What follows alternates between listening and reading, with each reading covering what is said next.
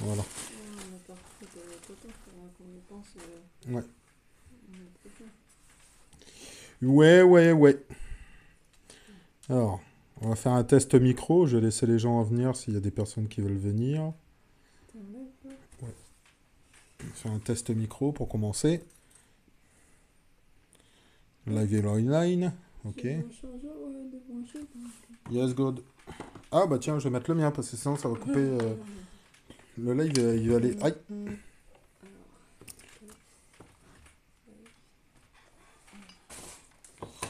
Le live, il va couper plus vite que je le pense.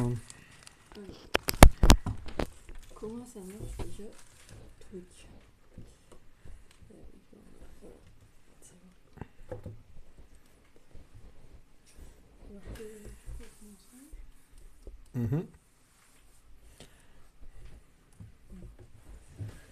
Alors, déjà, on va voir si, quand il y aura des spectateurs, si on m'entend bien. On verra. Pour l'instant, il n'y a personne.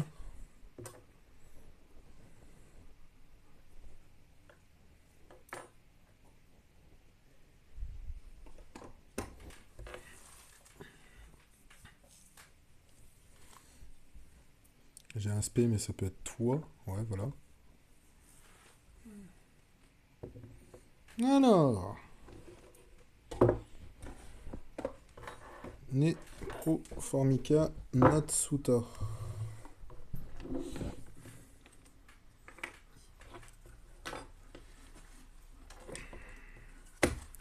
Alors, comment je vais faire pour tenir le truc un peu mieux? Peut-être ça. Ce sera peut-être mieux. Voilà, impeccable.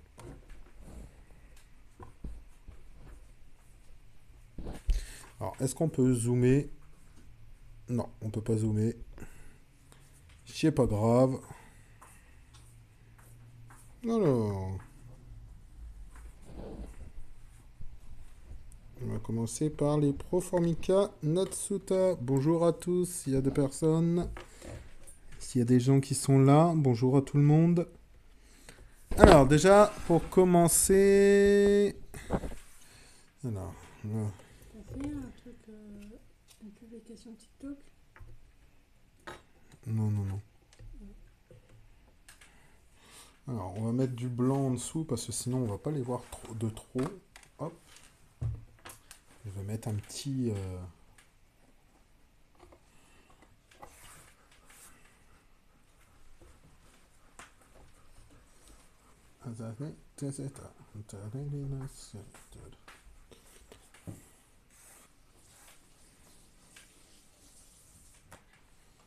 Allez, on va mettre du blanc pour que vous voyez mieux. Pour ceux qui sont là, voilà. Let's go. Alors, les Pro Formica Natsuta. Donc une espèce qui vient d'Europe, qui fait des petites colonies. Ils font pas des grandes colonies. Ils font vraiment des petites colonies, à peu près... Ça peut arriver jusqu'à 1000 individus à peu près. Donc c'est assez petit dans le monde de la Myrmico. Et ce sont... Toi, alors, façon de... qu'ils ont fait là. Quoi? Et ce sont des fourmis qui sont... Coucou Pépito, comment tu vas? Tu m'entends bien Pépito? Dis-moi. Dis-moi, est-ce que tu m'entends bien avec le micro? Est-ce que le son du micro est pas mal? Dis-moi tout, mon petit Pépito. Tu seras celui qui va me... qui va m'indiquer tout ça. Sur Twitch, on va pas vraiment le faire. Ça va? Et oui, je t'entends nickel. Super. Super. Hein? Sur Twitch, on va pas beaucoup les faire. Ça fait comme ça. Ah, c'est parce que tu dois mettre ton portable dans l'autre sens. Non, ça fait pareil. Ça fait pareil. Bah, ah ouais. Bah, ça va très bien. Et toi? Comment tu vas? Alors, du coup, est-ce que je peux faire... Non. Donc il n'y aura pas trop de zoom. Je pourrais vous les apporter... Enfin, je pourrais vous les monter comme ça. Au pire, tu Alors. pourrais, mettre plus loin le truc et descendre un peu plus le téléphone. Plus loin le truc et descendre le téléphone. Oui, décale ton truc. Non, décale ton truc, voilà. Et là, tu descends ton téléphone.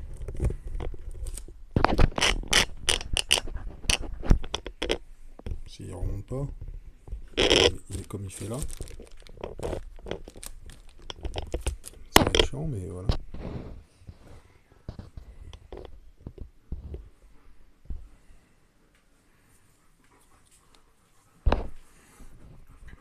Donc, j'ai été sur ma première espèce. Donc, Proformica natsuta. Une petite espèce bien atypique, française, enfin européenne, on va dire. Et un peu particulière. Alors, sinon, je peux faire autrement. Mais est-ce que ça va prendre en compte? Voilà. Ça peut être mieux comme ça.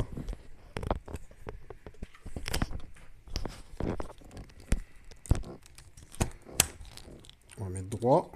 Voilà. C'est mieux comme ça, Pépito? Bon, bah, on mettra comme ça, alors.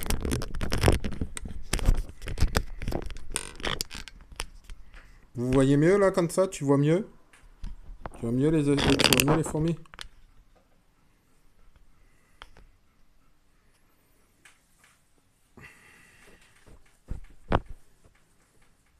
Ouais? Ok, impeccable. C'est vraiment pour... faut vraiment que je me mette en route, hein. Ça fait longtemps que j'ai pas le live avec mon téléphone en réel. Donc faut que je mette vraiment bien tout. Bon. Ok. Ah, Pépito, il m'a dit que c'était mieux là, comme ça. Ah ouais, là, c'est mieux. Bon, bah voilà. Alors, bah on va recommencer du coup.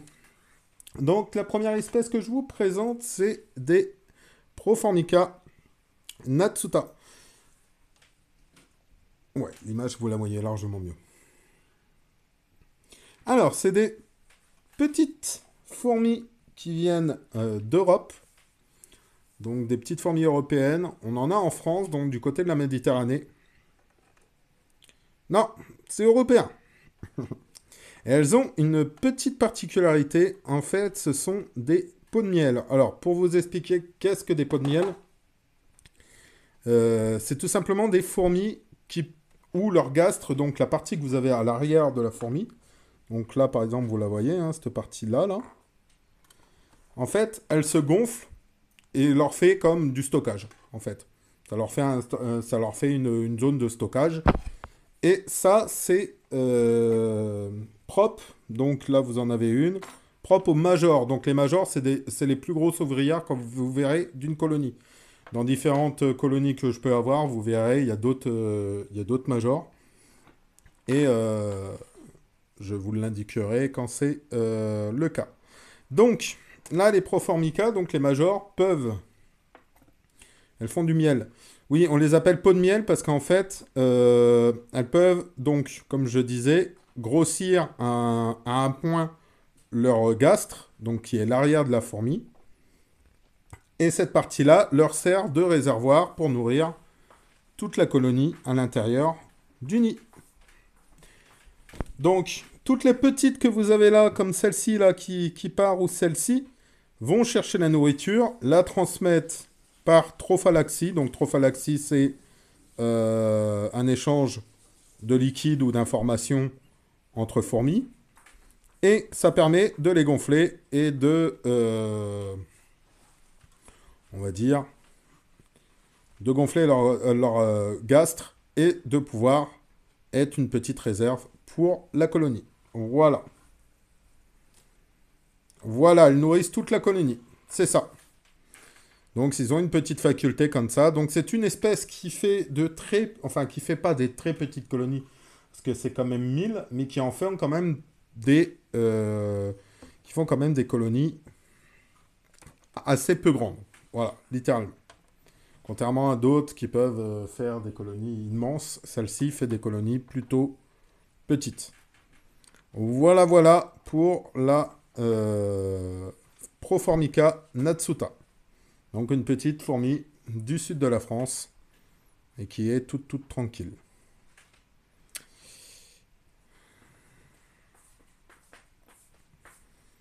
Il va falloir que je change certaines choses, hein. Il va falloir que je suis en train de remarquer qu'il y a d'autres trucs que j'ai pas changé et qu'il va falloir que je change. Donc, quoi vous dire? Quoi vous dire sur les fourmis que je possède? Donc celle-ci boit... Je suis chaud à ce sujet, mais ça fait un mois que j'ai arrêté ça. Ah, Oh, ah, GG Pépito, ça c'est une bonne chose. Ça c'est une très bonne chose. Donc, du coup, comme vous l'aurez compris, hein, pour pouvoir gonfler leur abdomen, il leur faut des liquides. Et quel genre de liquide? Bah, tout simplement du liquide sucré. Donc moi, en élevage comme ça, je leur offre des liquides sucrés. Donc là, ce soir, c'est un liquide à base d'eau et de sucre de betterave. Littéralement. Donc quelque chose de super intéressant pour... Enfin, de super attirant pour elles. Et qui est qui leur font un garde à manger après par la suite. Voilà. Alors, malheureusement, je ne peux pas vous présenter la reine parce que chez cette espèce, la reine est très peu visible. Elle est vraiment, vraiment, vraiment peu visible. Elle fait la taille d'une major, on va dire. Et en prime de ça, les caractéristiques donc d'une reine qui sont les cicatrices des ailes ou d'autres petits trucs, le thorax bien développé, tout ça, tous ces caractéristiques-là, elle ne l'a pas, malheureusement, la reine des Proformica. Donc, moi-même, je ne sais pas où est la reine, qui est la reine dans la colonie. Le seul truc que je peux vous indiquer comme quoi il y en a une, c'est les pontes, les larves et tout ça. Alors, espérance de vie, je ne peux pas trop te dire parce qu'en fait, c'est une espèce qui n'est pas... enfin, c'est pas une espèce qu'on a l'habitude d'avoir en élevage. Donc, on n'a pas poussé jusqu'à savoir combien de temps elles peuvent vivre. Alors, si j'en suis les autres espèces, si j'en suis d'autres espèces, on va dire une dizaine d'années. Voilà, mais c'est vraiment vague. Je peux pas le dire, je peux pas le dire vraiment le plus précis possible. Voilà, voilà. Donc on va les laisser tranquilles, les petites mémères. Je vais reprendre leur noir. Voilà. Donc la chose que je suis en train de mettre là avec leur nom dessus, c'est pour représenter, on va dire, le fait qu'elles vivent dans le noir quand elles sont en pleine terre, quoi. Ah oui, oui, oui, oui, oui. Elles vivent très longtemps, une reine. Une reine vit très longtemps. Une ouvrière, c'est toujours quasiment une petite année, quoi. C'est quasiment toujours une petite année pour les ouvrières. Pour les reines, souvent, le plus petit que j'ai dû lire, c'est 8 ans, un truc comme ça. Voilà, voilà. Allez, on va passer à une autre colonie. Enfin, une autre fondation. On va parler de fondation parce que elles sont en petit nombre. De où t'as à sortir, toi? Coralie, c'est en train de se battre avec les fourmis. Alors, là, on va passer sur beaucoup plus gros. On va passer sur des Camponotus cruentatus. Alors, ma petite... Imaginons la reine vient à mourir. Ça se passe comment pour le reste de la colonie? Malheureusement, le reste de la colonie est perdu. Totalement. En fait, pour t'expliquer, la colonie en elle-même, elle a besoin de sa reine. La reine, c'est vraiment ce qui lui permet, enfin, ce qui permet de faire augmenter la colonie. Si la reine meurt, Les ouvrières ne vont pas mourir tout de suite, ils vont mourir petit à petit. Voilà, petit à petit et tout. Mais elles sont en casse-couille. Et du coup, Heureusement qu'elles piquent pas. et du coup, malheureusement, arrivé un jour, ben, il n'y aura plus d'ouvrières, donc la colonie sera terminée. Sachant qu'en plus, une ouvrière, enfin, pour que la colonie grandisse, il leur faut des ouvrières, et pour le faire des ouvrières, il faut obligatoirement une reine. Voilà. Autre petite chose, hein.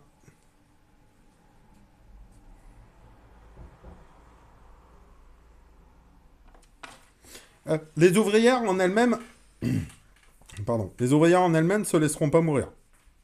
Elles se laisseront pas mourir. Elles vont continuer à vivre, à se nourrir, mais un jour ou l'autre, elles mourront. Ça, c'est sûr et certain. Et il n'y aura plus de colonie. Par contre, l'ADN de la colonie, elle peut rester.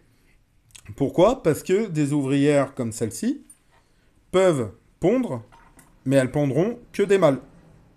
Voilà. Donc elles redonneront l'ADN de la... Vous avez une belle trophalaxie entre la reine et une ouvrière, là, actuellement. Donc là, elle a été chercher de la nourriture, elle la transmet à la reine. Et vous voyez, communication par les antennes, qui est très nécessaire pour les fourmis. Donc, là, on est sur une espèce un peu plus grosse, pareil, une espèce que vous pouvez trouver en France, assez régulièrement. Il s'agit des Camponotus cruentatus. Donc, les Camponotus, c'est logiquement les plus grosses espèces que vous avez en France. Il n'y a pas plus gros en France que Camponotus. Sachant que la plus grande que vous aurez en France, c'est la Camponotus liniperda, que je n'ai pas malheureusement. Mais c'est la plus grosse que vous trouverez en France. Donc, celle-ci, si je mets mon doigt, bah, vous voyez un peu la différence. Hein. Donc, mon doigt à côté. Voilà. Elle fait quasiment une phalange de doigts, on va dire. Quasiment. Et les ouvrières sont un peu plus grandes que celles que vous pouvez voir. C'est pour ça que là, normalement, à l'image, vous les voyez beaucoup mieux. Donc, c'est une petite fondation donc, que j'ai un peu du mal à faire partir. Vraiment. Elles viennent d'avoir leur troisième ouvrière. Donc là, il y en a une dans l'aire de chasse en train d'aller chercher à manger. Et sinon, vous en avez deux dans le tube qui leur sert de nid.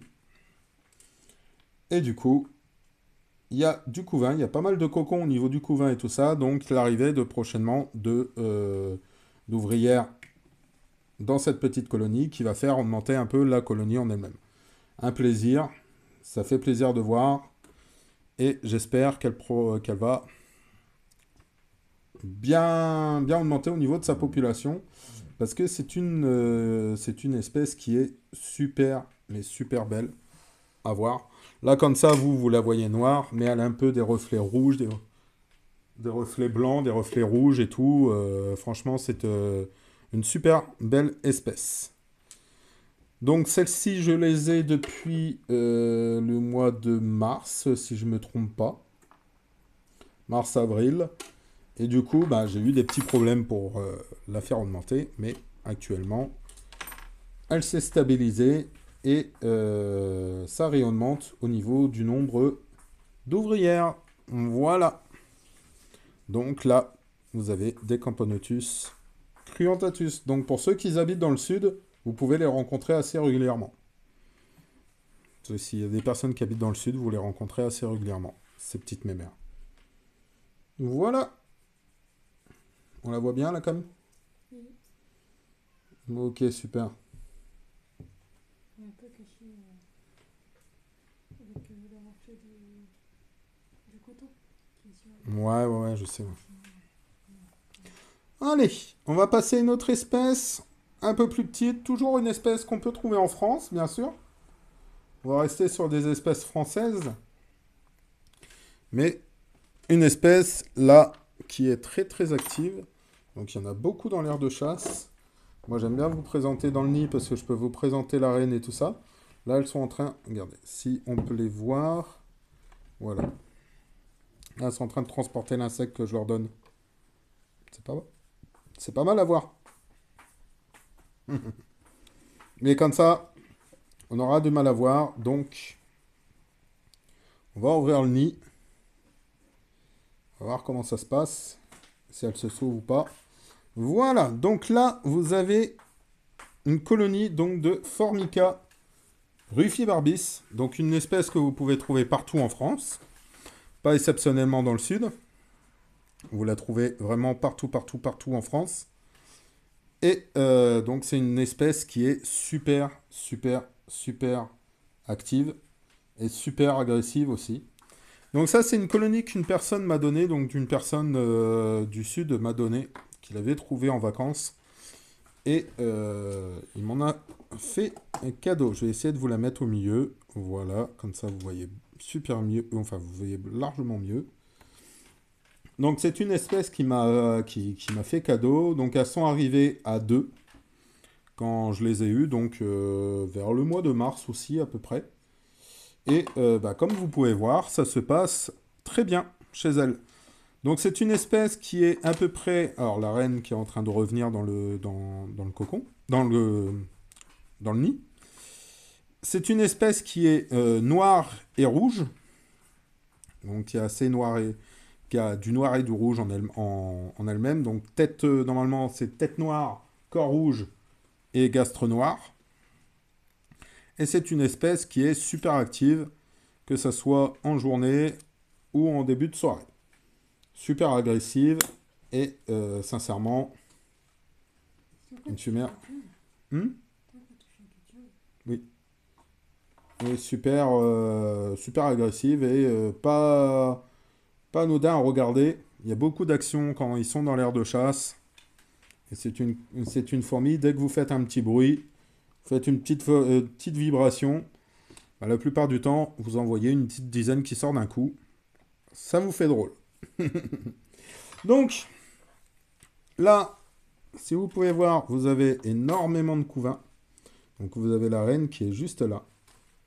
La reine qui est super reconnaissable sur cette espèce parce qu'elle est quasiment toute noire avec un petit diamant rouge sur... Enfin, un petit losange rouge sur le thorax qui est typiquement reconnaissable de cette espèce. Donc là, j'ai eu plusieurs naissances là actuellement. J'ai plusieurs petites ouvrières qui sont grises claires. Vraiment grise claire, toutes claires. Et donc, ça veut dire qu'elles sont nées il y a très peu de temps. Vous en avez une juste là, à ma pointe, là. Je vais vous refermer juste là, comme ça. Et sinon, vous avez un énorme couvain, mais vraiment énorme couvain. Elle ne chôme pas. Vous avez une belle ponte à ce niveau-là, là. Et sinon, vous avez plein de cocons, vous avez plein de tout ça. Voilà. Donc, pour cette Formica rufibarbis, c'est une très belle espèce. Une très, très, très, très belle espèce. Qui, j'espère, continuera à augmenter d'année en année pour en faire une belle colonie, parce qu'il y a de quoi bien observer certaines choses chez elle. Voilà. Allez. J'ai oublié de remettre un pied à une colonie. Je crois que c'est au Cruentatus. Alors, on va passer à quoi? Alors, on va passer à elle. Mais ça va être dur de vous les filmer. Bon, on va essayer. Yop là. Je vais retirer tous les trucs qui est en dessous. Alors, est-ce que je vais arriver à vous les filmer bien comme il faut?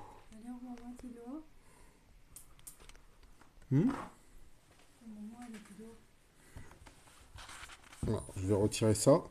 Ça va pas faire un reflet blanc, comme ça. Voilà. Allez, on va dire que c'est pas mal. On va mettre comme ça. Donc là, vous êtes sur une espèce encore française. Vraiment française encore, européenne française. Une espèce que, à mon avis, que vous avez rencontrée tout au long de votre vie. actuelle parce qu'elle n'est pas rare. Et quoi vous dire dessus? Ben, tout simplement, vous avez dû vous en souvenir si vous avez été un, un gamin qui a joué dehors assez régulièrement, qui a joué un peu à la terre ou quoi, parce que c'est une fourmi qui pique. Donc la célèbre fourmi rouge, comme on dit. Je me suis fait piquer par des fourmis rouges. Et ben, littéralement, c'est celle-ci. Donc les Myrmica rubra.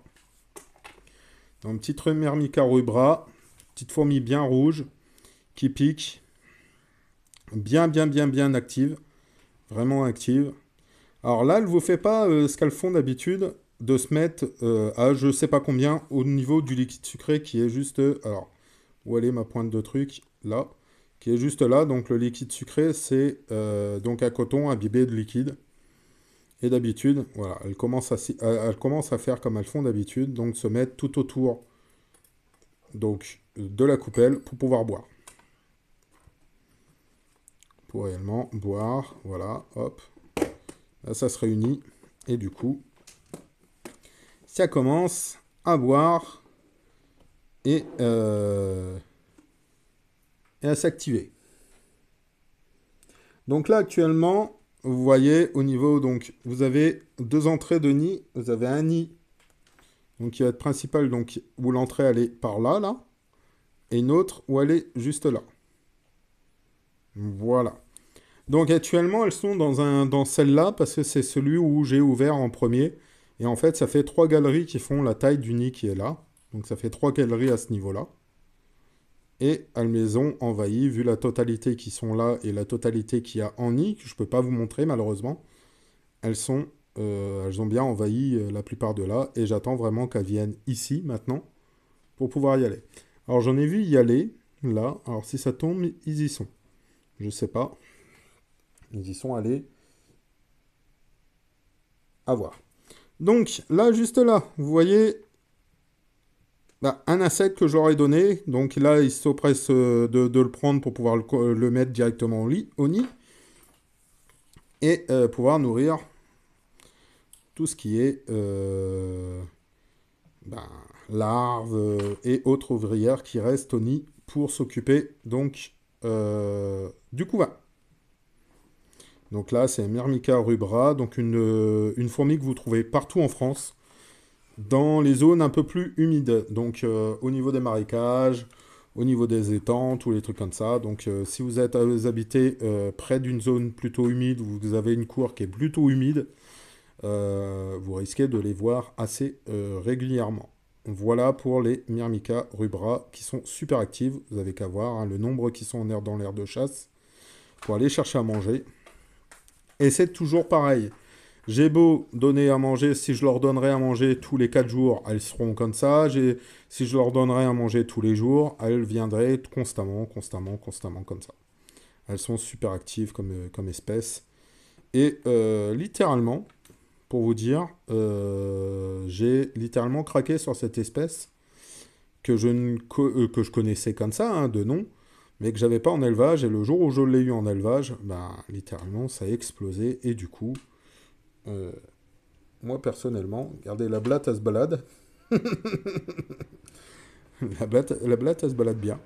Et j'en suis tombé réellement amoureux de cette espèce. C'est devenu une espèce chouchoute. Vraiment une espèce chouchoute chez moi. Voilà.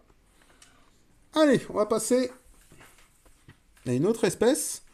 Donc les Myrmica, elles vont partir. Voilà. Et je vais vous présenter... Ah bah tiens, on va vous présenter... Alors, je ne mettrai pas mes mains parce que, littéralement, c'est un peu comme les Myrmica. Ça pique. J'ai juste ouvert pour que vous observiez quand même. Donc, une autre espèce que vous trouvez en France, mais contrairement aux Myrmica, elle se trouve dans une zone bien précise de la France, qui est plus précisément la montagne. Alors, c'est une espèce qui aime bien l'air de la montagne parce que elles aiment bien vivre en altitude. Donc, vivre dans les zones un peu plus fraîches que les autres. Donc, c'est une espèce qui est très vouée, malheureusement, aux chaleurs. Hein, il faut y faire très attention quand vous avez des grosses chaleurs, comme celle qu'on a eue dernièrement, là. Et souvent, il faut essayer de les isoler un peu plus dans un coin frais de la maison pour, pour qu'elles se sentent le mieux possible. Alors, il s'agit donc des Manica rubida. Donc, si je vous montre, là, vous avez la reine, juste là. Alors, je ne sais pas si vous la voyez, vu que j'ai les écriteaux juste devant, donc c'est dur pour moi de voir réellement si je vous pointe la bonne chose. Donc, elle est juste là. Donc, vous avez un énorme couvain. Je vois que mon couvain, il augmente. Il augmente super bien. Et donc, toutes les petites ouvrières qu'il y a à côté, avec des ouvrières qui vont naître dans pas très très longtemps, là, vous voyez des petits points noirs qui bougent pas. Bah, spécialement, bah, c'est les prochaines ouvrières qui vont naître. Et du coup, bah, je me dis que ça part plutôt pas mal pour cette espèce. Alors, je ne mettrai pas mes doigts parce que comme la Myrmica rubra, elle pique. Et contrairement à la Myrmica rubra, elle pique fort parce que apparemment sa piqûre serait équivalente à une piqûre de guêpe. Voilà, voilà. Donc vous voyez, hein, c'est très actif. Il y en a qui s'empressent de sortir quand même, hein, aller chercher la nourriture. Donc c'est une petite fondation que j'ai depuis très peu de temps. Ça doit faire même pas un mois que je les ai. Et littéralement, ça a pas attendu avant d'être active dans l'aire de chasse, d'aller chercher à manger. Contrairement à certaines espèces où pendant un bon bout de temps, je peux risquer de ne pas les voir. Voilà, voilà pour les Manica en rubida. Allez, on va passer à mes chouchoutes. Ouais, c'est mes chouchoutes. On va passer à mes petites chouchoutes. Donc, ma fourmi préférée. Donc, une fourmi aussi française. Qu'on le trouve dans le sud de la France. Et qui est plutôt linicole. Donc, qui vit plutôt dans le bois. Il s'agit de la Crématogaster scultellaris. Donc, c'est ma préférée. Hein. Là, vous voyez mon gros doigt. Donc la Crématogaster scultellaris, donc une fourmi qui ne pique pas, qui est plutôt docile. Et comme par hasard, au moment que je veux vous le montrer, il y en a une qui grimpe sur la protection que je mets noire, pour qu'elle soit dans le noir total. Alors, belle surprise. Je vois qu'il y a eu... je vois que le couvain a augmenté un petit peu. La Dame Lagine, qui est juste là, va très bien. A l'air d'aller très bien. Elle est certainement en train de dormir, hein, parce qu'elle bouge pas beaucoup. Ne vous inquiétez pas, elle n'est pas morte, j'en suis sûr. Et vous avez un beau couvain, vraiment, vraiment un beau couvain, à ce niveau-là, avec les ouvrières qui s'en occupent très bien. Alors, qu'est-ce que vous avez de là, ici, là? Vous avez comme des espèces de petites gouttes d'eau. Ben, c'est littéralement le gel qu'il y a là, qu'elle transporte et qu'elle me colle contre les parois du tube. Je suis en train de remarquer ça. Ben, ça leur fait une réserve, hein, comme ça. Ça leur fait une réserve de nourriture dans l'aire de chasse. J'ai pas de problème à ce qu'ils le fassent. Bon, on va les laisser continuer à le faire, hein, c'est pas un souci. Toutes les crématogastères que j'ai pu avoir, parce que malheureusement c'est une espèce que j'ai eu du mal à maintenir pour l'instant en élevage. J'ai eu quelques difficultés, mais je sais qui avait augmenté, qui avait pas mal augmenté, me faisait la même chose avec le liquide, avec le gel. Elle le mettait à l'intérieur de où elles habitaient. Donc bon bah c'est une caractéristique de chez elles qu'elles font. On va les laisser faire, hein. Et voilà. Alors je vais remettre le cache noir pour pas les effrayer. Voilà. Alors ne vous inquiétez pas, le cache noir est... Je pourrais pas les coincer entre elles, c'est pour ça que j'ai mis ça. Ça me permet de les découvrir pour vous les montrer quand je suis en live et moi de pouvoir les regarder si jamais il y a quelque chose qui ne va pas. Voilà, voilà pour les crématogastères scultellaris, donc une petite fourmi du sud de la France qui vit généralement dans le bois. et qui est très active aussi. Donc là, pour l'instant, elles sont plutôt tranquilles parce qu'elles sont une petite fondation. Et le jour où elles vont augmenter, je peux vous jurer, ce ne sera pas la même chose. Allez, on va passer à une autre espèce. Vraiment, vraiment une autre espèce. On va rester dans la Crématogaster. Oui. On va passer sur la Crématogaster Auberti. Donc je vais vous la mettre comme ça. Vous allez bien la voir. Et yop là. Donc Crématogaster Auberti. Donc qui est quasiment pareil que la Scultellaris. Le seul point différent entre la Scultellaris et l'Auberti, c'est que l'Auberti est totalement noir, contrairement à la Scultellaris qui a du rouge. Donc actuellement, bah, ça se porte plutôt bien. J'ai eu pas mal de naissances dernièrement, donc de l'Auberti. Il y a encore un petit peu de couvain. C'est laquelle que tu vois? Celle avec le bleu. Avec l'élastique bleu. Donc je disais. Donc il y a encore un petit peu de couvain, mais c'est plutôt difficile. Alors attendez, je vais juste regarder si elle m'aurait pas pondu. Il y a l'air d'avoir une petite ponte. J'ai l'air de voir une petite ponte, donc du coup, ça continuerait bien. Plutôt bien, pas mal. Alors, je leur ai mis une petite aire de chasse dernièrement. Là, je leur ai mis une petite aire de chasse pour qu'elles puissent avoir des protéines et tout ça assez régulièrement. Et c'est peut-être ça qui leur permet, enfin qui a permis à la reine de répondre assez facilement aussi. Donc c'est une petite espèce qui va être comme la Scultellaris, assez active quand elle va grandir. Et du coup, qui risque de me faire une sacrée colonie. Et il va falloir que je fasse gaffe aussi à elle un peu plus tard. Voilà, voilà. Donc là, c'est pareil, c'est une fondation. Alors, c'est une reine que j'ai eue seule. Je l'ai eue vraiment seule, celle-ci. Hein. J'ai pas eu, j'avais pas d'ouvrière avec elle.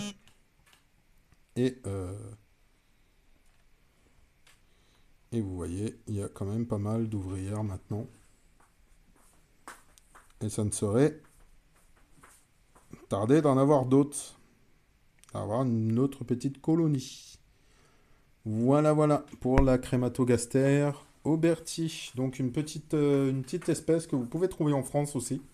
Donc en Europe, en France, en Afrique. Enfin, c'est une espèce qui est assez répandue aussi. Voilà, voilà. Allez. Je vais vite, hein. Là, c'est des petites fondations, donc ça va plutôt vite à vous les montrer. Ensuite, on va faire quoi? On va repasser sur une Camponotus. Une petite Camponotus, donc Camponotus pilicornis. Alors, petite pilicornis que j'ai du mal à faire développer. Donc, elle a du mal à grandir. Elle a vraiment du mal à grandir comme espèce. Elle a qu'une seule ouvrière. J'en vois toujours une seule. Là, je vois qu'il y a un cocon, donc il va y avoir une prochaine ouvrière qui va pas tarder à naître. J'aurais bien qu'elle réponde. Mais je pense que je vais y changer de tube, surtout. Je pense que je vais changer le tube. Surtout. Prochainement, il va falloir que je pense à ça, à changer le tube. J'en ai récupéré là parce que j'ai des espèces qui vont... Enfin, je vais en récupérer dans pas longtemps. Parce que, littéralement, j'ai des espèces qui sont parties en nid. Que vous verrez un peu après. Donc, bah, j'ai une reine qui est active, qui est assez active, avec une petite ouvrière qui est assez active. Un petit couvain tranquille qui fait son train-train, hein, qui grandit. Et du coup, ça ne serait tardé d'avoir d'autres ouvrières que celles que j'ai là, on espère. Hein. On espère vraiment. Parce que c'est une très belle fourmi qui a un peu des reflets rougeâtres. C'est vrai qu'on a du mal à voir là comme ça. Mais c'est une espèce qui a des reflets assez rouges. Qui est une très belle Camponotus. Voilà. Allez. Alors, là, sur celles que je vois devant moi, ça va être dur de vous les faire voir. Enfin, les latéralis, non. les fugaces. Alors, fugace. Est-ce que c'est bien celle que tes ouvrières? Elles sont mal positionnées. Alors, on les voit pas beaucoup. On va avoir du mal à la voir. Mais là, il y a une petite ouvrière. Hop, je vais essayer de vous le faire voir. Non, on va avoir du mal à la voir à la cam. Donc là, vous avez deux petites ouvrières. Elles sont vraiment minuscules, hein. C'est de la micro-fourmi, là. C'est vraiment de la micro-fourmi. Donc elles sont juste là. Vous avez la reine qui est juste là. Et là, c'est vraiment de la micro-fourmi. Petites fourmis qui sont jaunes. Donc Solenopsis fugace, une petite fourmi que vous pouvez trouver partout en France.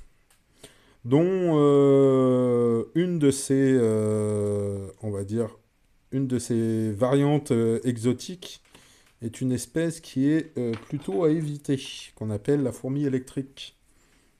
Ou la fourmi de feu. Je crois que c'est la fourmi de feu plutôt. Donc qui est littéralement une fourmi qui pique et envahissante en prime. Donc là, comme vous pouvez voir, là, ça bouge plutôt pas mal. J'ai eu du mal à la voir et là, ça commence à arriver, hein. Je commence à avoir pas mal de petites ouvrières. C'est pas pour me déplaire. Mais comme ça, la caméra, c'est un peu dur à vous le faire voir, honnêtement. Alors, est-ce qu'elle est restée au nombre qu'elle est là ou ça a augmenté un petit peu? J'en vois 4. Et ben, j'en vois 5 maintenant. Non, alors on a 5, ça augmente, ça monte. C'est cool. Tu l'as fait voir celle-là? C'est cool, ouais. Allez, oh là, je vais passer à une autre. Parce que là, on est sur... Alors, je vais vous passer des espèces qui vont être dures à vous montrer. Parce qu'elles se cachent beaucoup. Mais je vais essayer de vous les montrer assez... je vais quand même essayer de vous les montrer pour que vous les voyez. Donc là, on est sur la Lasus flavus. Donc une petite fourmi toute jaune. Une petite ouvrière toute jaune. Toute petite aussi, hein. Très active, là, qui commence à être très active. Je commence à les voir beaucoup plus bouger, beaucoup plus aller chercher à manger et tout ça. Donc je ne devrais pas tarder à pouvoir leur offrir une aire de chasse pour qu'elles puissent aller fourrager. Chasser un peu l'insecte et tout ça. Pour avoir des protéines. Vous voyez, là ça commence à s'activer. Le fait que j'ai retiré le noir qui leur permet donc de se cacher, hein, littéralement. Et vous voyez, ça commence à bien s'activer. Donc... je vais pas tarder, à mon avis, à leur mettre une petite aire de chasse bien sympathique pour pouvoir les nourrir un peu plus facilement. Et ça m'arriverait de les voir un peu plus en action. Alors, vous reverrez une colonie donc, de l'asus jaune. Alors, je ne sais pas si ce sont des flavus. Je vais faire des recherches pour savoir réellement si c'en est. Tu peux la faire voir juste après si tu veux. Et littéralement, vous verrez, elles sont beaucoup plus nombreuses et beaucoup plus actives. Donc je vous la ferai voir un peu après. Je vais vous faire voir toutes les autres, toutes les mini que je peux avoir, toutes les petites fondations que je peux avoir. Là, je vais tous vous les passer. Ça va très vite à vous faire voir. Et c'est plutôt intéressant. Je vais voir de la fondation, au tout début, on n'a pas tout de suite une grosse colonie, hein. Faut se dire ça. Quand on fait de l'élevage, on n'a pas tout de suite une grosse colonie. Alors là, vous êtes sur de la Tetramorium, donc une fourmi vraiment micro... Oh là, pardon. J'ai été un peu brut à la poser quand je regarde à l'écran comme ça. Donc Tetramorium, donc toute petite fourmi aussi, hein, comme vous pouvez voir par rapport à mon doigt. Un peu plus grosse quand même que les Solenopsis. Vous avez la gine qui est là-bas. Et est-ce que, par hasard, j'aurai du couvain?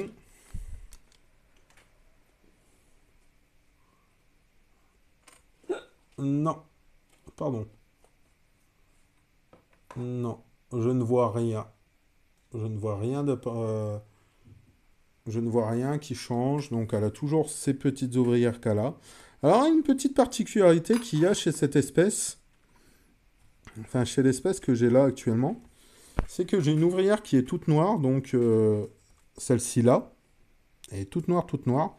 Et toutes les autres sont jaunes. Pourquoi? Je ne peux pas vous le dire. Littéralement, je ne sais pas.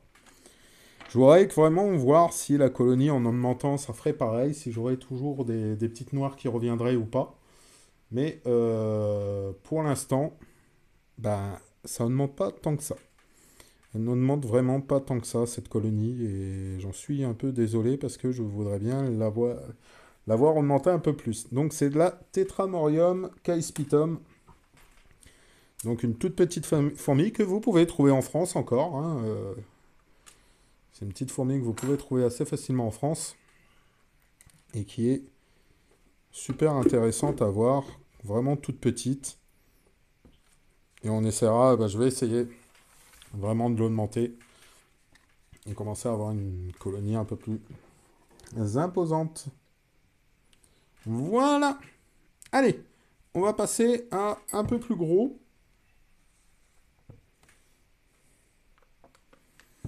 C'est la quoi celle-ci? Ah, alors, celle-ci, qui est une Lasus emarginatus, donc une espèce un peu plus grosse que celle que je vous ai fait voir, là, hein, nettement plus grosse, et qui est donc une fourmi aussi que vous trouvez énormément en France, il n'y a rien à dire là-dessus.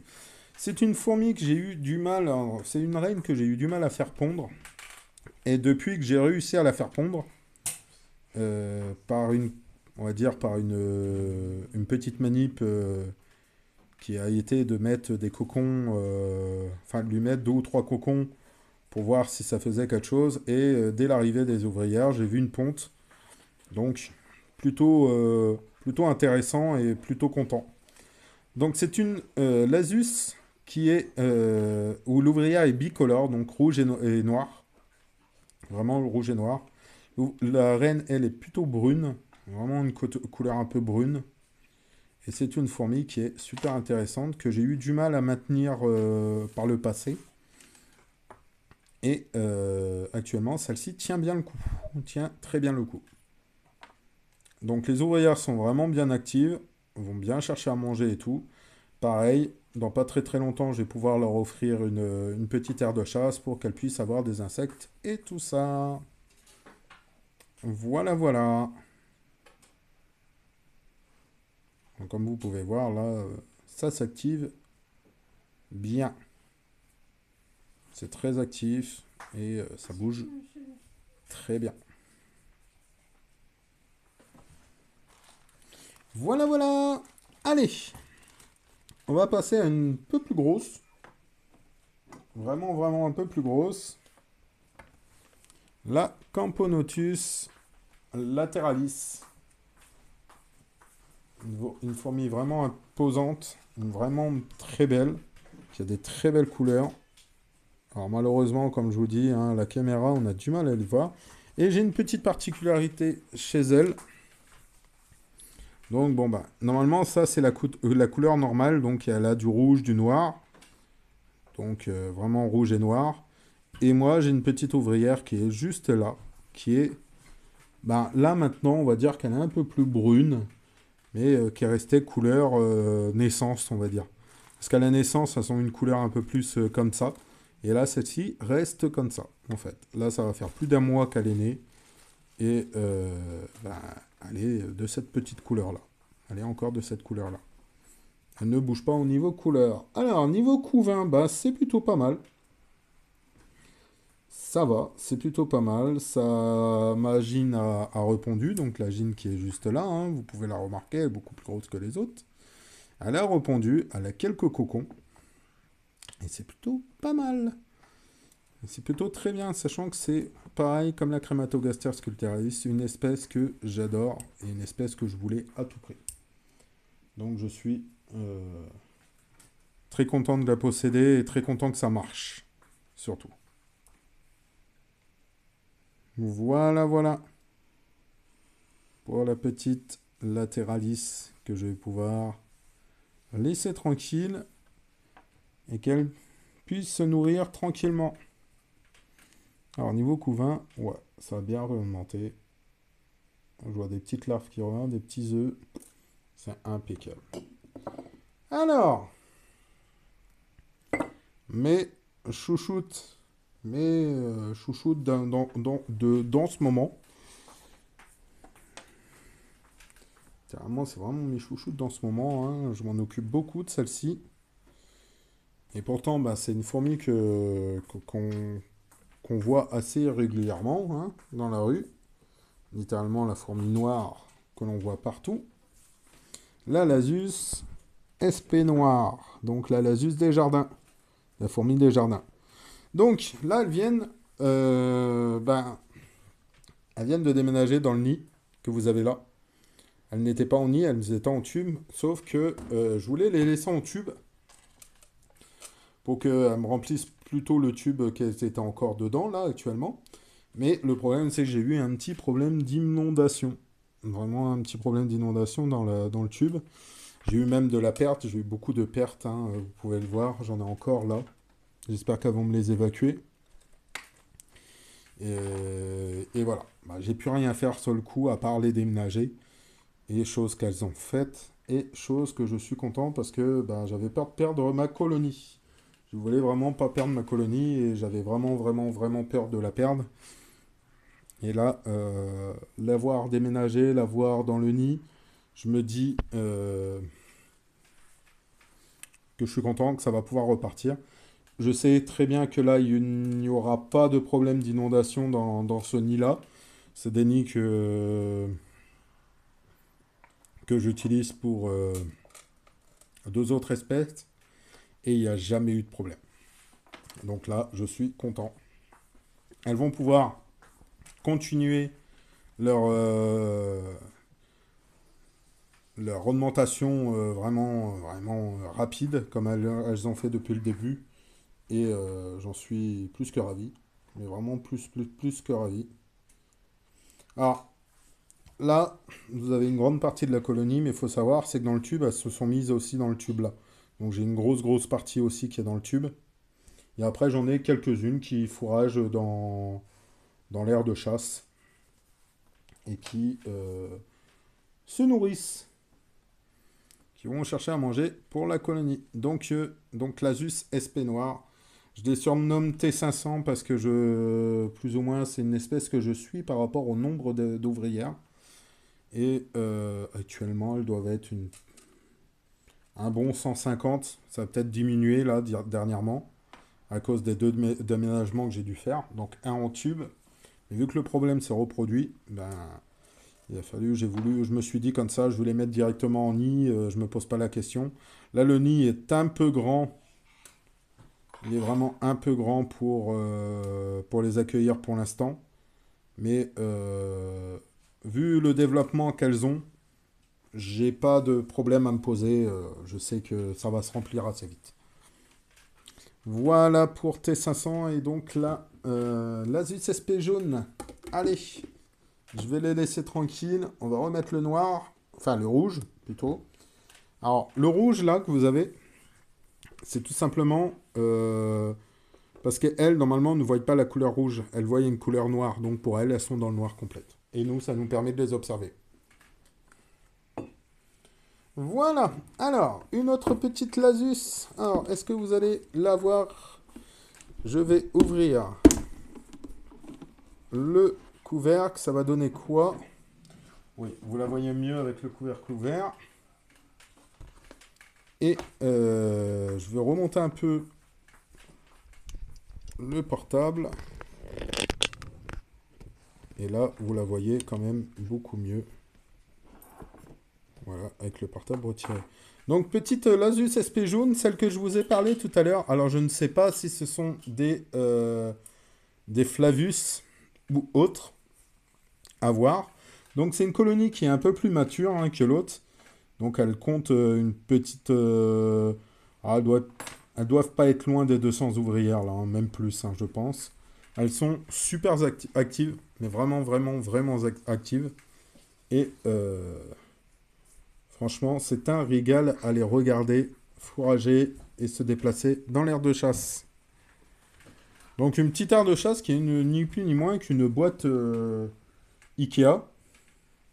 Enfin une boîte que j'ai trouvée chez Action plutôt. Mais ça peut vous servir d'aire de chasse aussi, hein, si vous faites de l'élevage. Voilà, littéralement. Donc, ben, information sur ces petites lasus jaunes, ben, pareil que les autres lasus, hein, espèces que vous trouvez facilement en France, qui font des grosses colonies, des grandes colonies. Elle a plutôt un couvain bien développé. Alors, Madame la Reine est juste là. Alors, je vais vous tourner le tube en faisant gaffe. Donc, Madame la Reine est juste là. Vous la voyez là. Juste ici.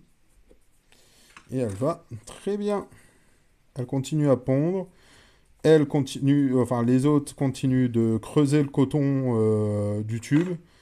Et un jour, il va falloir vraiment que je pense à leur trouver un petit nid pour les mettre dedans et qu'elles continuent à faire leur petite vie tranquillement ou les mettre dans un autre tube pour continuer à augmenter. Mais je pense que là, elles sont un bon nombre pour pouvoir aller en nid. Les petites mémères. Voilà, voilà pour les Lasus SP jaunes. Je vais remettre le couvercle. Elles vont retourner au sombre. Les filles. Et là, on va commencer à aller sur de l'espèce exotique. Donc, d'espèces qui ne viennent plus de France. Et vous allez voir, c'est de la grosse espèce. De la belle espèce. Alors, on va commencer avec les Maculatus. Donc, petite fourmi, petite Camponotus d'Afrique. Et qui sont plutôt très belles. Vraiment, vraiment, vraiment très belles. Alors, donc c'est une espèce qui est magnifique. Je vais essayer de, j'espère qu'on va les voir bien comme il faut.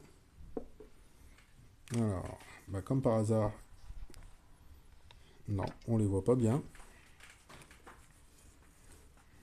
Je vais mettre un peu de lumière. Je vais mettre de la lumière comme ça aussi.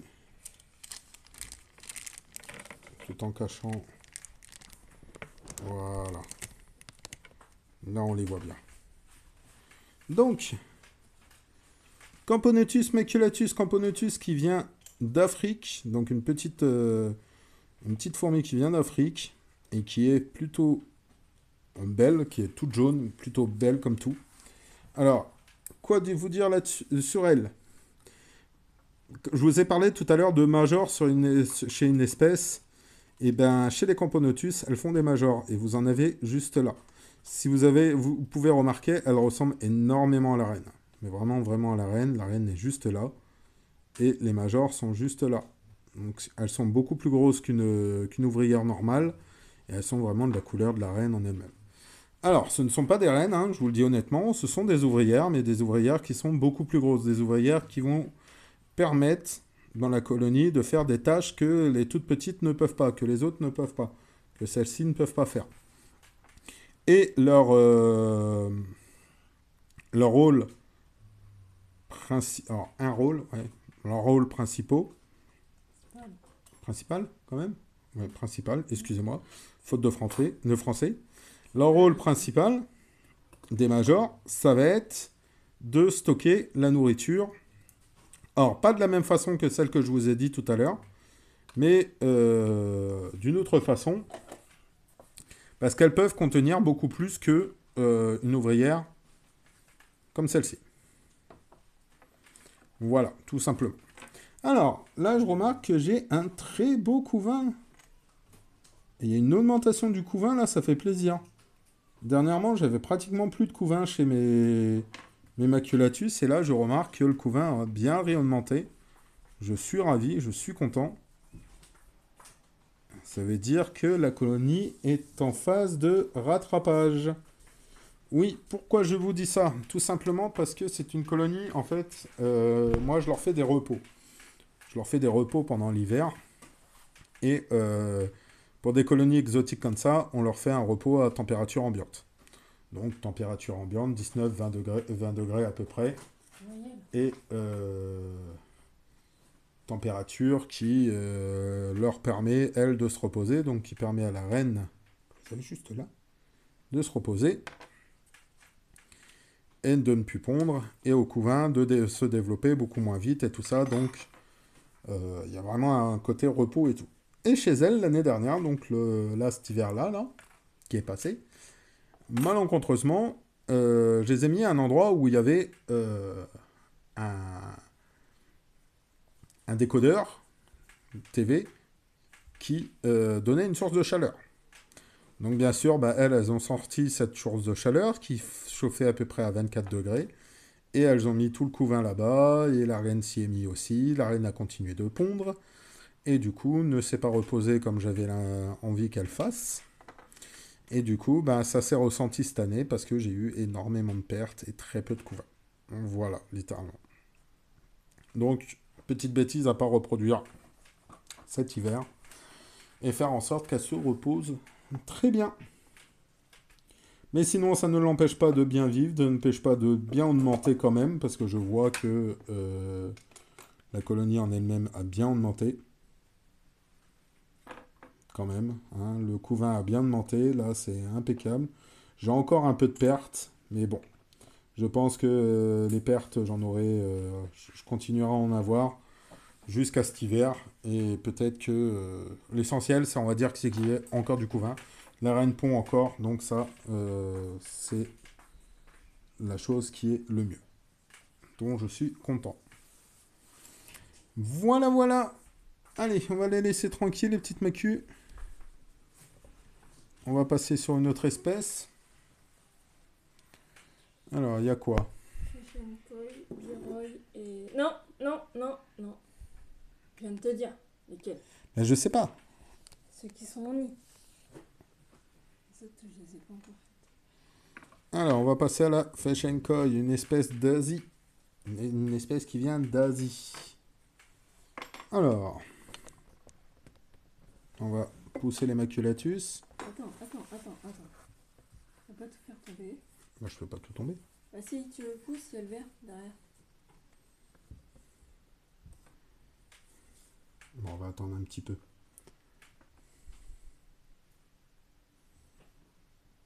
Alors, je suis en train de regarder une autre espèce et c'est en train de me faire marrer parce qu'elles sont tous à l'entrée du tube. Comme si elles attendaient vraiment à manger. Et là, d'un seul coup, on va les voir débarquer dans l'aire de chasse. Sacrée espèce. Les fourmis, c'est vraiment, vraiment, vraiment intéressant. Je vais chercher les brunéailles et après je te prends les filles. Alors, petite pause, je vais boire un coup, ça va me faire du bien. Parce que là, je parle beaucoup depuis tout à l'heure, depuis une heure.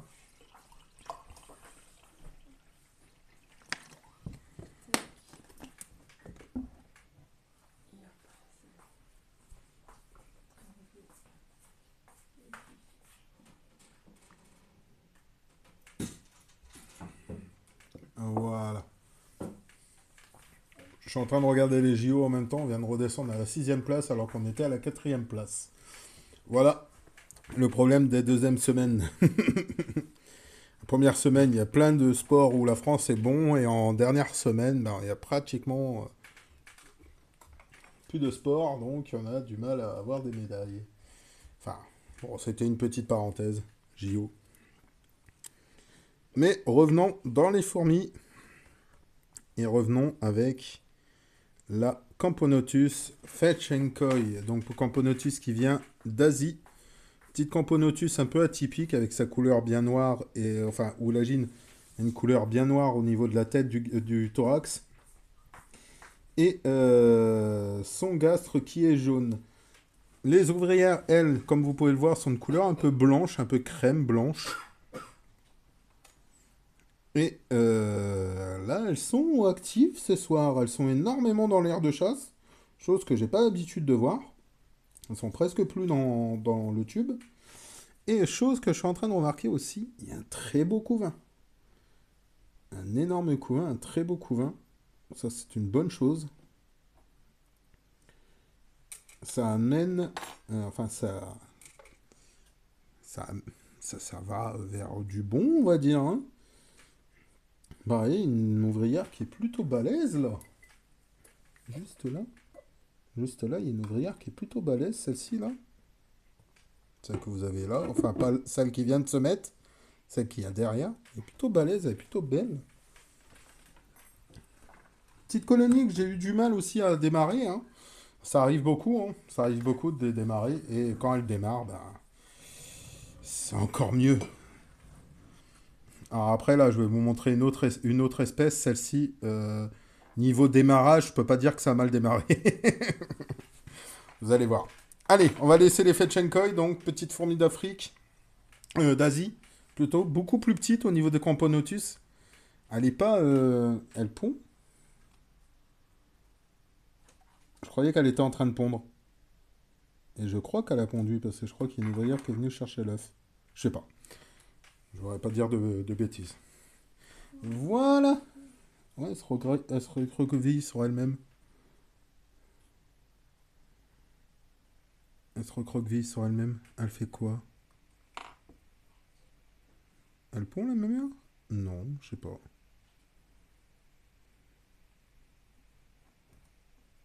Voilà. Allez, on va laisser la petite Fetchenkoi. Et on va passer à la Myrmicaria brunea. Alors Myrmicaria brunea, je ne sais pas comment je vais faire pour pouvoir la filmer. Parce que le problème, c'est qu'elle n'a pas encore déménagé dans le nid que je leur ai mis. Parce que vu le nom qu'elles sont, elles méritaient d'avoir un nid. Alors, en le faisant comme ça, en mettant comme ça, et en prenant un peu le téléphone comme ça, voilà, oui, c'est parfait, vous les voyez bien là. Vous voyez très bien. Alors, comme vous pouvez remarquer, il y a deux tubes, donc deux tubes, mais c'est les mêmes colonies. Hein. J'ai pas mis deux colonies dans dans la même aire de chasse, c'est la même colonie. Sauf qu'au tout départ, elles avaient des toutes petites aires de chasse avec deux entrées pour mettre deux tubes. Et du coup, j'ai mis deux tubes pour qu'elles puissent faire continuer à augmenter. Mais là, c'était plus possible. Donc, il fallait vraiment que je puisse les mettre en nid. Et du coup, ben, elles sont dans leur grande aire de chasse et le nid que je leur ai pris. Le seul problème, c'est que pour l'instant, elles n'y vont pas. Il y a quelques-unes qui y vont, mais elles n'ont pas décidé de vouloir déménager. Alors, si vous remarquez bien, vous avez la gine qui est juste là. Voilà. Ça vise ma pointe. Elle est juste là. Voilà. Je vais retirer, vous allez la voir, elle est beaucoup plus grosse que les autres, une couleur un peu plus brune. Voilà, juste là. Et vous voyez, il y a un grand couvain, que ça soit ici ou ici. Donc c'est une colonie en devenir, hein, qui est très active, comme vous pouvez le voir. Il y en a énormément dans l'aire de chasse. On ne sait pas où donner de la tête quand on les regarde. Parce qu'il y a plein de choses qui se passent partout. Ça transporte des insectes, ça fourrage au niveau du liquide sucré. Ça fait énormément de choses. Mais énormément de choses. C'est une colonie qui est très active. Et que je voudrais bien, honnêtement, voir déménager dans le nid que je leur ai mis. Pour pouvoir les observer un peu plus facilement. Mais on va leur laisser le temps. On va vraiment leur laisser le temps de pouvoir déménager. Alors, là, ça balade une petite blatte. Ça en a déjà rentré deux dans le nid. En fait, finalement, chez elles, je remarque une chose. On leur donne des insectes, mais les insectes, on les revoit plus jamais. Je vous le dis honnêtement. On les voit vraiment plus jamais. Donc là, comme vous pouvez voir, hein, c'est très actif. Ça bouge énormément. Ça va dans tous les sens. Ça grimpe sur les parois de l'aire de chasse sans aucun souci. Là, l'anti-évasion fait son job, fait son boulot. Parce que je peux vous jurer que s'il n'y en aurait pas, merci les évasions. Là, il y a le nid, il y a un des nids qui est pratiquement vide. Où il y a vraiment les ouvrières qui sont à l'extérieur. Et je suis en train de voir que les couvains, ils sont vraiment extraordinaires. Alors ça faisait longtemps avant de réavoir leur nid, d'avoir leur nid. Ça faisait très longtemps que je les avais pas vus. que j'avais pas vu la gine. J'espérais même qu'elle soit encore en vie.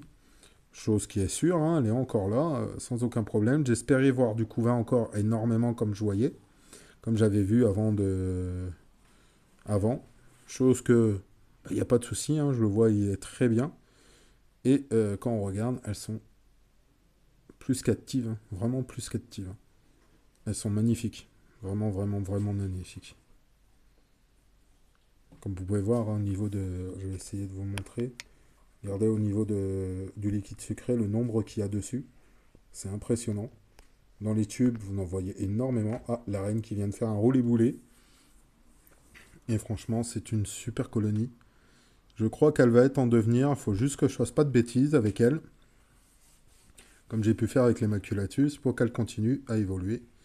Alors je vois une petite cadavre. Ah, là vous en avez une en gros plan parce qu'elle est sur la paroi de l'aire de chasse. Donc le focus, il avait du mal à se faire. Là, je viens de voir qu'il y a encore une qui s'est fait décapiter. Hein. Ils doivent. Mais tu sais que moi je reste pas longtemps là-dedans. J'en ai une qui est morte là sur l'extérieur. Là, j'en vois une autre qui est morte malheureusement. Ah, ça arrive. Hein. Malheureusement, comme je vous ai dit, ça peut arriver. Hein. Là, surtout qu'elles sont quand même un grand nombre.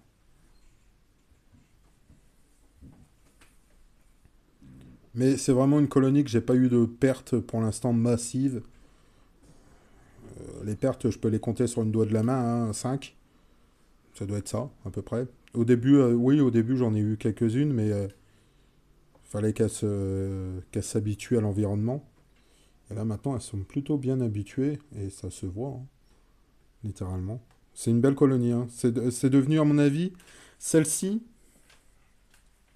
celle-ci est devenue une de mes colonies majeures, vraiment, entre ma colonie de l'Asus, ma colonie de Camponotus maculatus, celle-ci et la Messor barbarus que je vais vous montrer après. J'ai cru que la table était plus basse. Ouais, bah, ouais, tu les as pas encore montrées, les Messor. Que je vais vous montrer après, c'est vraiment les espèces qui sont les plus populeuses et les plus augmentées aujourd'hui.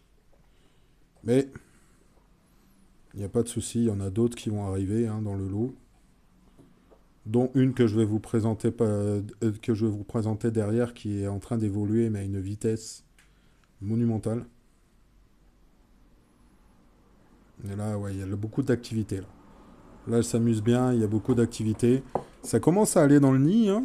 Ça commence bien à aller dans le nid, là. Je suis en train de voir ça. Donc peut-être que je vais avoir la surprise demain matin en me réveillant, et puis qu'elles vont être déménagées toutes. Ça m'étonnerait, mais on ne sait jamais. On ne sait jamais, parce que là, je vois qu'elles y vont quand même pas mal. Alors, au niveau du déplacement, vous pouvez voir qu'elles ont un déplacement aussi atypique, avec le gastre en dessous d'elles. Vraiment avec le gastre vraiment bien bien en dessous d'elles. Ça leur fait une petite démarche comme des araignées, on va dire. Ah, il y en a une là qui est en train de déplacer la morte. Elle avait l'air d'être beaucoup plus... vraiment, vraiment maigre.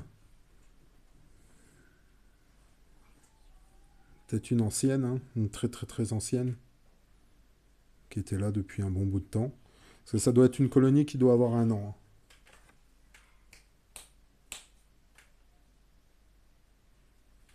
Ça doit être une colonie qui doit avoir un peu plus d'1 an. Donc, du coup, il y en a certaines, malheureusement, qui vont disparaître.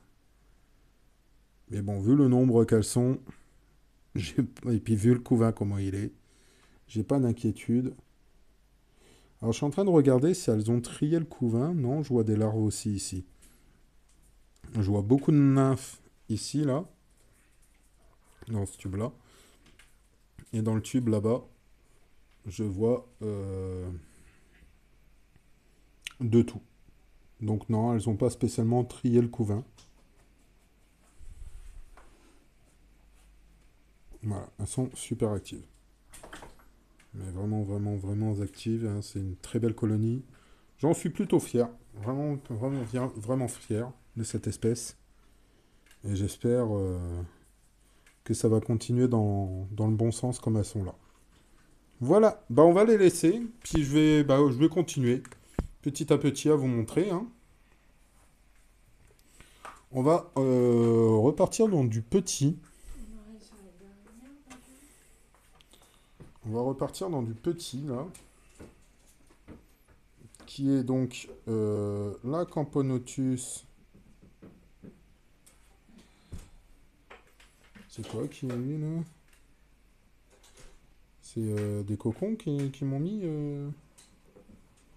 Ça doit être des cocons qui m'ont mis, là. Alors, Camponotus sanctus, petite colonie aussi, une petite fondation, mais qui est en train d'augmenter, vraiment progressivement, qui est très belle. Elle commence à augmenter bien, bien, bien, bien. Là, j'ai 4 ouvrières, alors que j'en avais 0 il y a un mois, à peu près. S'il te plaît, tu peux mettre bien ton téléphone. Merci. Pourquoi? Pourquoi mettre bien mon téléphone?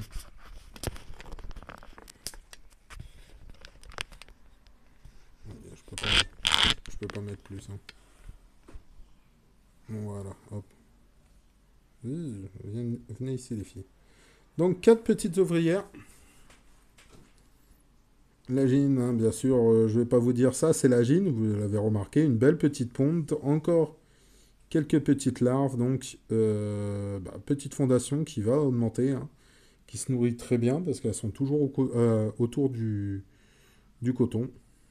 Donc ça, il n'y a pas de souci par rapport à ça. Une, une bonne espèce qui va être en progrès, à mon avis.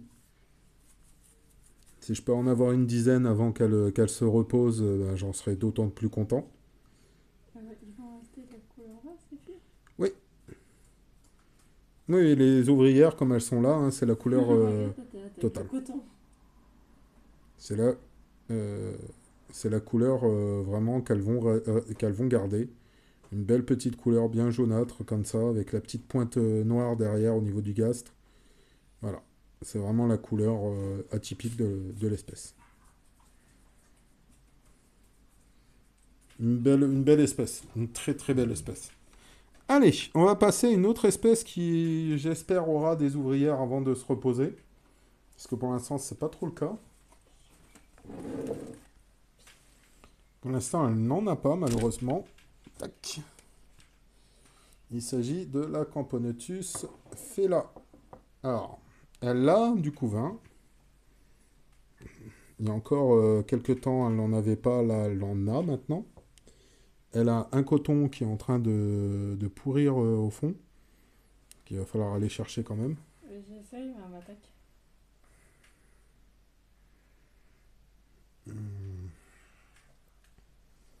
Alors, je vais essayer. Bon, elle attaque directement la place. T'as vu? C'est pas pour toi, ma puce. Ah si, c'est pour toi. Oula, oula. Laisse-moi choper ce truc-là, s'il te plaît. Voilà. C'est bon, je l'ai retiré. Alors, elle était pas très très contente. Mais il fallait que je le retire. Ce bout de coton qu'elle avait emmené. Elle va se venger sur celle-là. Alors elle va se venger, ouais, elle va se venger sur l'autre coton. Alors, est-ce que... Mais t'as vu, sa patte. Elle a toujours sa petite patte là, hein, qui fonctionne pas. Mais t'as vu, elle fonctionne pas sur différents trucs, mais pour nettoyer ses Pour empreintes, se nettoyer, ouais, elle fonctionne. T'as vu? Elle arrive plus, en fait, elle arrive plus à la poser. Ça doit être pour ça qu'elle la coupe pas. Quelle? Qu'elle la coupe pas. Ouais, elle est toujours utile, hein, sa patte, hein. Oui, comme vous avez pu voir, donc sa patte, il y a une de ses pattes qu'elle pose pas, hein, comme les autres. Je pense qu'il lui manque le bout de la patte, en fait. Mais elle l'utilise pour laver ses antennes, pour se laver. Et ça ne l'empêchera pas de vivre, hein. J'ai ma maculatus. Il lui manque exactement la même patte, et qu'elle a coupée même. Et celle que je vous ai montrée, alors pas la Sanctus, la Brunea que je vous ai montrée juste avant, il lui montre carrément une patte à l'arrière. Et ça ne l'empêche pas de vivre. Alors, une très belle fourmi, très belle Camponotus fela, hein, qui a quelques œufs, quelques larves. Elle a d'autres petites larves, elle en a une grosse qui va pas tarder, à mon avis, à donner un cocon. Et j'aurai peut-être ma première ouvrière d'ici quelques jours. Vraiment, vraiment, d'ici quelques jours. J'espère. Enfin, quelques semaines plutôt. J'espère. Ouais, elle est tombée carrément, non? Oh non. Non, il est en train de détailler. Je vais toujours regarder sa patte, qu'est-ce qu'il pouvait y avoir. Et oui, je pense qu'elle n'a pas le bout, en fait. Ouais, c'est ça. Elle n'a pas le bout comme elle doit avoir l'autre. Si, elle l'a, le bout, il est jusqu'au pied. Mais elle a un problème à sa patte. Mais ça ne l'empêche pas de se laver, ça ne l'empêche pas de bien bouger. Si vous l'auriez vu attaquer, ça ne l'empêche pas d'attaquer. Allez, on va laisser la petite fée là, on va la laisser se calmer, la grosse. Parce que je voudrais pas que... Elle va attaquer quand il va fermer le truc. C'est vraiment.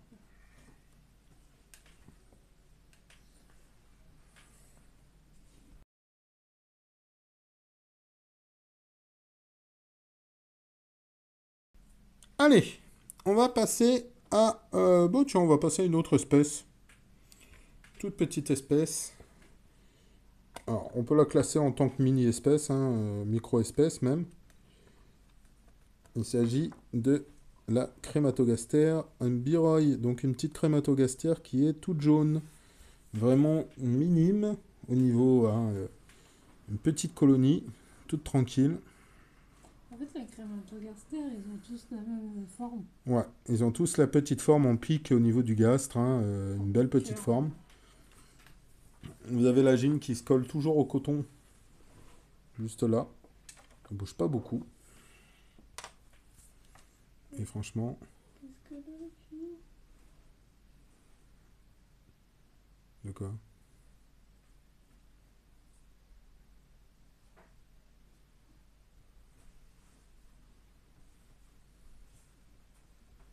Ça arrive, hein, commence à être un peu vieille aussi, les Japonicus.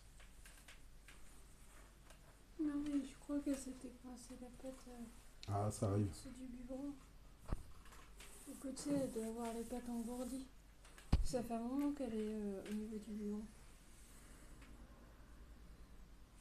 Voilà, petite crématogaster biroy, une petite crématogaster de... Une, Regarde, là, t'as la tienne. une petite crématogaster d'Asie, Regarde, bébé. toute jaune, et qui est magnifique comme tout. Elle fait des petites colonies, donc c'est vraiment une petite colonie, hein, 200 individus à peu près. Bon là, malheureusement, il n'y a pas 200 individus, hein, mais ça va peut-être augmenter petit à petit, hein. On l'espère. On l'espère vraiment. Et, et voilà. Je vous la laisse. Allez, on va passer à une autre espèce. On va passer à deux grosses espèces. Et puis après, ben, on terminera par ma plus grosse colonie. Enfin, à mon avis, c'est même plus ma plus grosse colonie, mais bon. Parce que il n'y a plus tant que ça. Enfin, elle est grande, mais il y en a une qui l'a rattrapée. Oh, elle la tire par les pattes.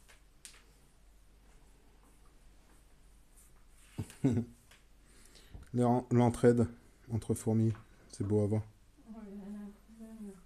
Alors, là, vous avez une Camponotus japonicus, donc comme le nom l'indique, hein. Comme le nom l'indique, qui vient du Japon, donc d'Asie. Vous avez la gine qui est juste là, qui est énorme, un très beau couvain, quelques ouvrières.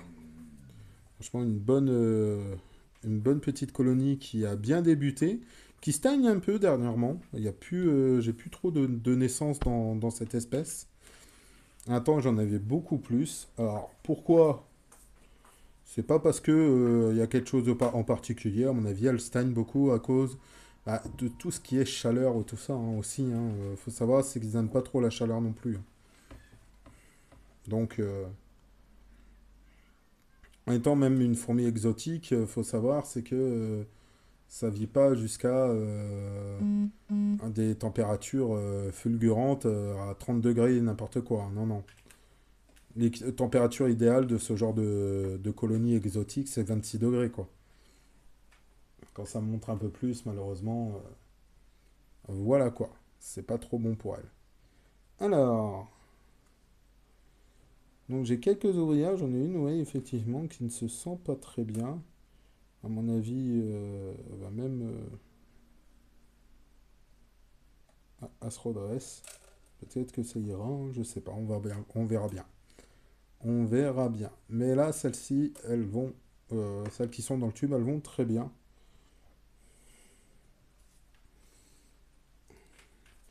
Une belle colonie. Vraiment, vraiment, vraiment de belle colonie. Bien active. Et j'espère qu'ils augmenteront très très vite. Elle a un beau couvain, donc ça, c'est parfait. Et j'espère que ça augmentera encore un peu plus. Voilà, voilà. Allez, on va passer aux dernières Camponotus que j'ai. Et après, on se laissera pour sur une autre colonie. Beaucoup plus imposante.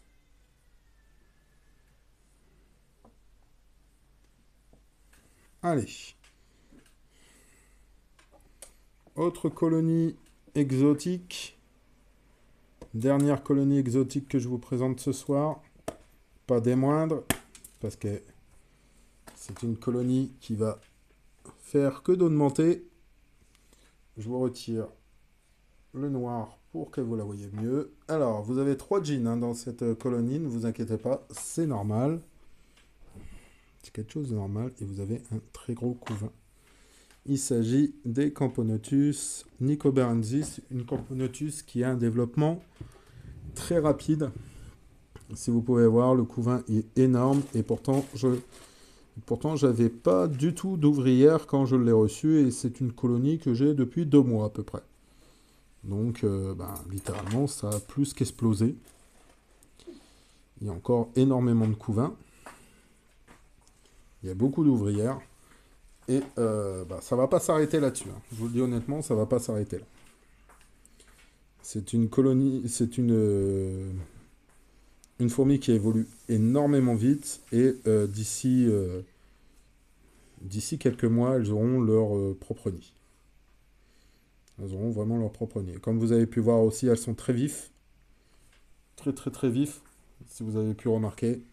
Il y en a une qui a couru derrière, mais à une rapidité.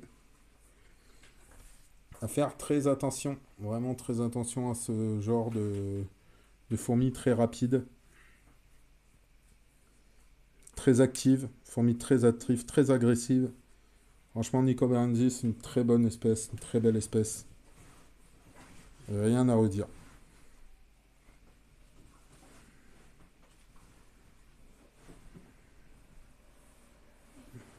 Voilà, voilà. Colonie de Nicobarensis, je vous la montrerai un peu plus en détail quand elles seront un peu plus nombreuses. Je vais remettre le noir.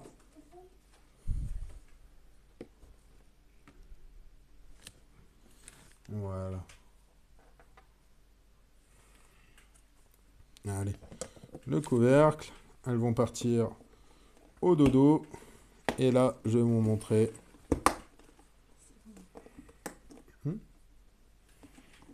C'est la tienne, ça. Je vous montre à la fin. Non, on la montrera à la fin. Pardon. Colonie. Ma toute première colonie. Colonie super imposante. Colonie vraiment impressionnante.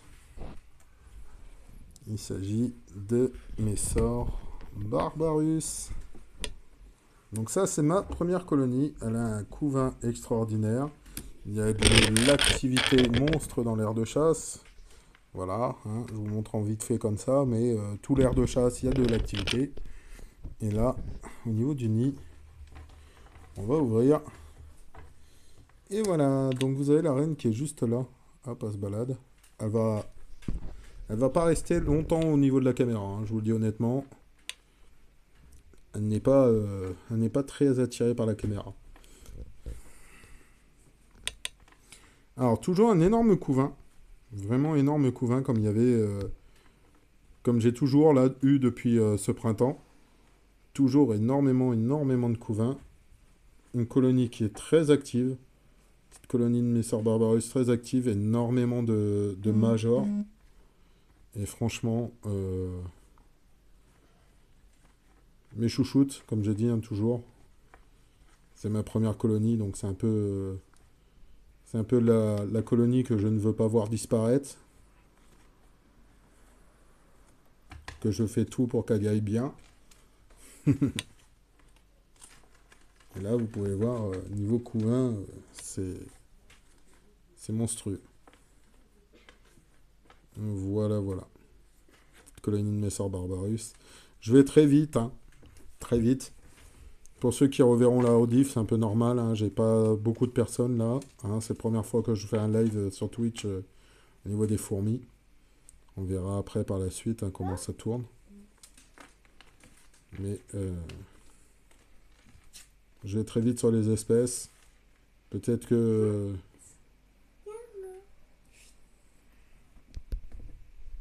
voilà, voilà. La reine juste là. Juste là. Vous avez la reine. Une belle colonie. Très très très belle colonie.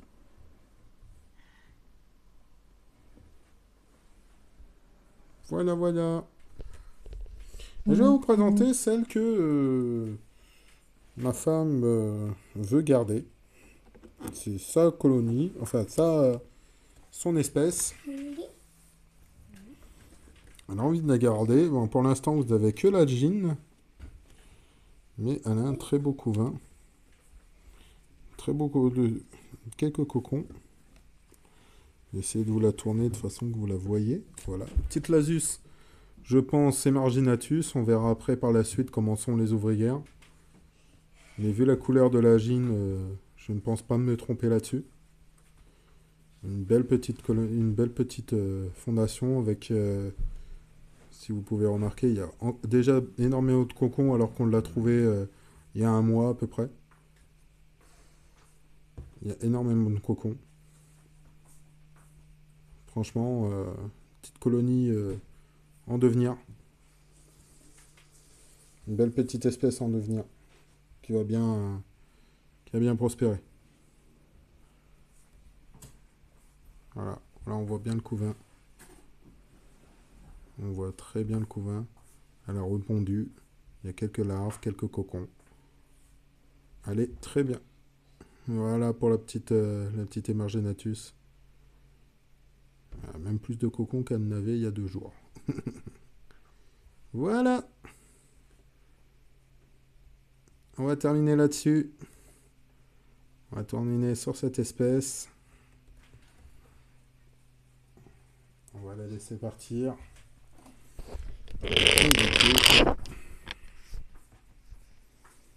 Je vais terminer là-dessus, moi aussi. Je vais vous dire une bonne soirée. Merci à tous ceux qui sont passés. S'il y a des personnes qui sont passées, qui n'ont pas parlé, qui étaient en Tsum Tsum, c'est super grave gentil de votre part. Merci beaucoup. Je referai un petit live sur Twitch. Alors, peut-être la semaine prochaine, peut-être le week-end prochain. Je verrai bien. Selon comment... Parce que je nourris mes fourmis tous les 2 jours à peu près. Donc on verra un peu comment ça tourne. Je referai peut-être un live le week-end prochain. Donc sur Twitch. Alors, je tourne d'une façon, je fais d'une certaine façon. Donc je fais normalement un sur Twitch et un sur TikTok. Bon, bien sûr, sur TikTok, il y a beaucoup plus de monde, c'est normal, ça tourne beaucoup plus. Sur Twitch, il faudrait que vous me trouviez pour venir. Mais voilà, une bonne... Je préfère me mettre sur les 2 réseaux que de me mettre que sur un. Voilà. Ah, je vous parle comme s'il y avait quelqu'un qui me regardait, parce que les rediffs, je les remets sur YouTube. J'ai aussi une chaîne YouTube, donc n'hésitez pas. Elle est en description. N'hésitez pas à y aller, n'hésitez pas à vous inscrire, à vous y abonner. Si vous voyez la rediff sur Twitch. Si vous voyez la rediff sur YouTube en elle-même, bah, coucou à vous, merci de vous être abonné. Si vous ne me connaissez pas, n'hésitez pas à vous abonner aussi. N'hésitez pas à follow aussi ma chaîne Twitch, follow ma chaîne TikTok. Vous avez tous les liens euh, sur mon YouTube. Sur ce, moi je vais vous souhaiter une bonne soirée. Je vous dis à la semaine prochaine. Bye bye tout le monde. Allez, salut. Salut, salut.